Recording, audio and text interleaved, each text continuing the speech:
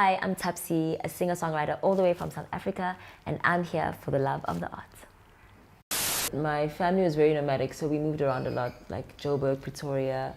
I've kind of lived all over South Africa. And then for varsity, I came up to Johannesburg and I just wanted to gain my independence and be away from my parents.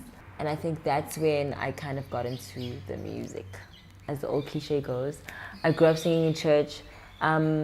Didn't think much of it until I moved to Johannesburg for university, and I was very shy but I really liked music, so I wanted to kind of be a part of the music scene without being in the forefront, like the artist.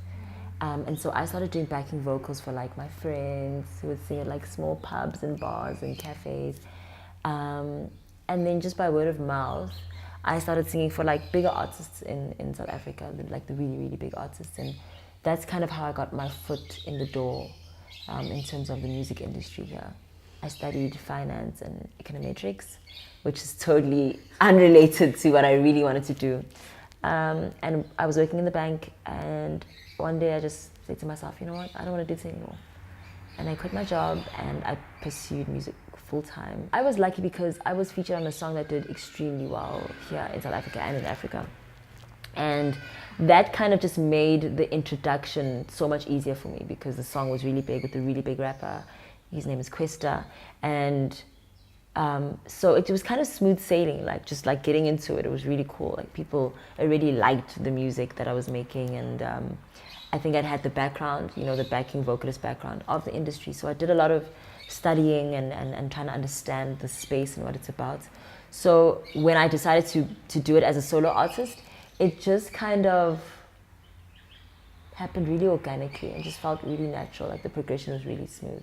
So Aaliyah's definitely one of my biggest influences. She was my favorite singer, still is. And I just loved her style and how just how cool she was, you know. But also musically, I could relate to just the sound of her voice. I loved it.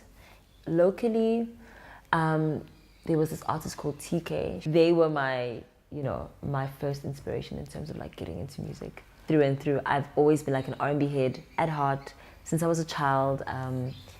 That's just kind of the musical style I gravitated. Is that even a word?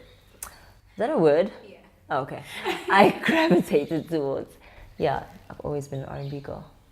So I'm really excited. I'm working on my sophomore album. My first album came out last year. It did really, really well here locally. It was called Songs About You.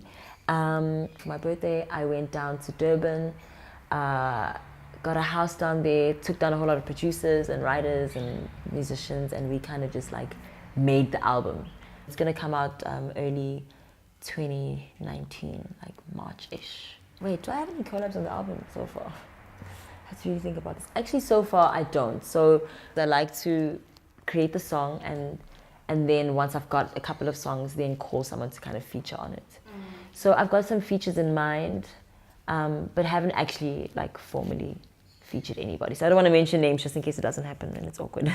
I'm really inspired by a lot of the artists in my country specifically because I think that they're just really breaking the mold. Like in terms of South African music, where we are right now, we're in a space where you can make whatever music you want and, you know, the consumer is ready to hear it. If we were having this conversation about 5-6 years ago, the country literally only listened to house music and Afro pop.